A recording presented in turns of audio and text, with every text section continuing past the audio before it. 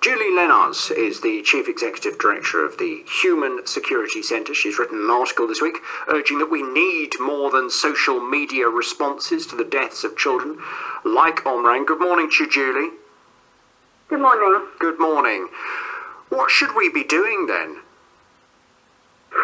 Well, I think there is definitely more that we can do than expressing sympathy on social media, because the truth is, the victims of Assad, the victims of Islamic State and other terrorist groups that operate in Syria, they cannot protect themselves without hashtags, without tweets.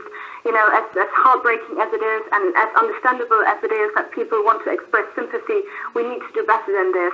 And one problem we have in Syria is that 5 years into the conflict, we are still lacking a coherent strategy. It all looks very much like patchwork. But isn't that ultimately because there's so much dispute over who are the baddies?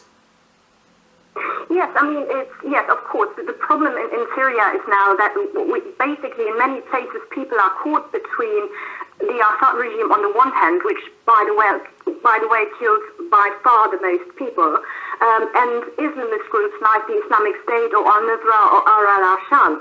So there are no good options left in a way, which doesn't mean that there is nothing we can do. One option we still have, for instance, is to establish a no-fly zone, where create a safe zone where people can flee to, because let's not forget, Syria is a conflict with an exceptionally high civilian casualty rate, and that is an option we haven't considered. Well, we have considered but haven't put into place.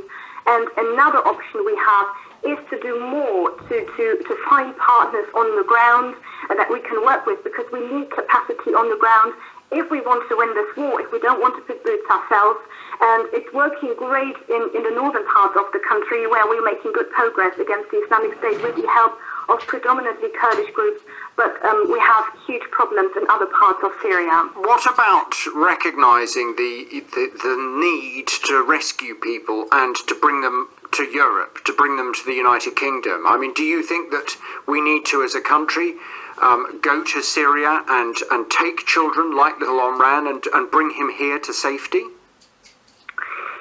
Well, I think, this is obviously an option that you could fly out some seriously injured people and provide them with medical assistance and whatever they need.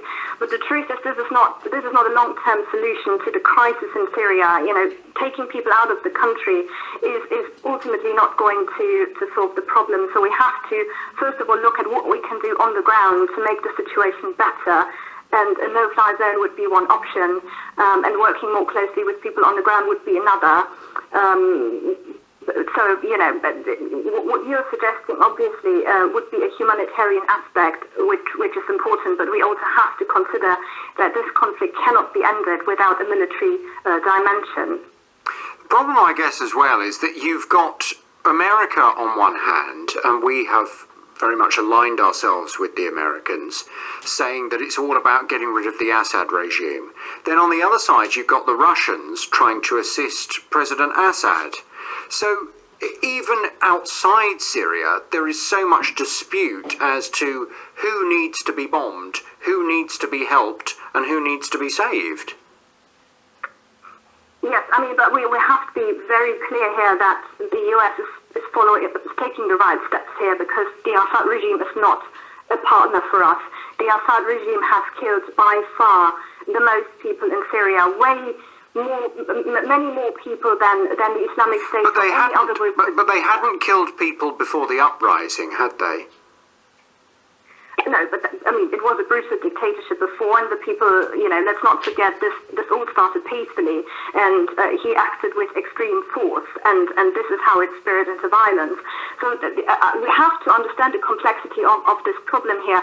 The Assad regime very much depends on the narrative of the regime versus Islamic State, because it makes them look like the good guys when actually they are not.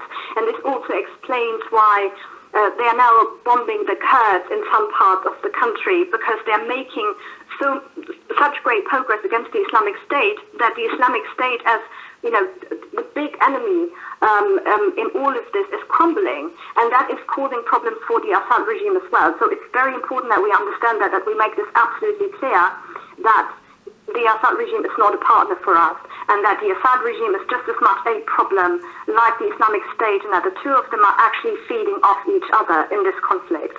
Okay, good to talk to you. Thank you very much indeed for your time. Julie Lenarz, who's the Executive Director of the Human Security Centre.